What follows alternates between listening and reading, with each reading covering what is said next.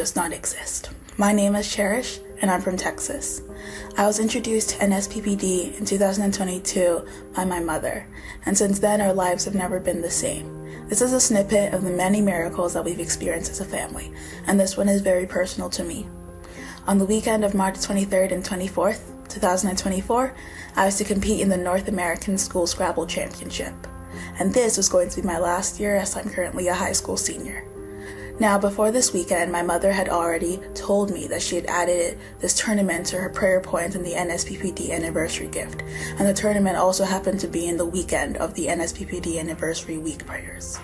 Before I started my game, I prayed with my mother over the phone, and she told me that she was going to play "Oh God, Show Me Mercy" continuously for 48 hours. I played a total of 8 games, out of which I won 7 and lost 1. And as God had it, I qualified for the finals. My opponent for the finals was the only person that I had lost with and lost to this whole tournament, so that was very nerve-wracking for me.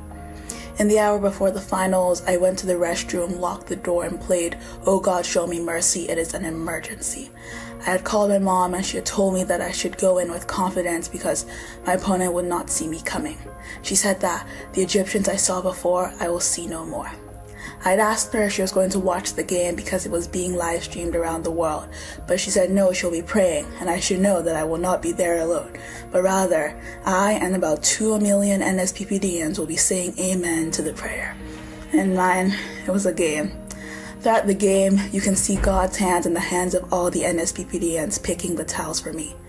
In the game, I drew the first blank and made a bingo using all my tiles.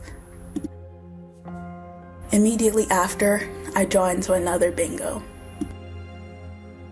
Back to back to back, I joined to a 70-point play and draw the second blank again. Ultimately, you can see my score was immensely higher than my opponent. God's hand completely took over, and I couldn't even give my opponent a fighting chance.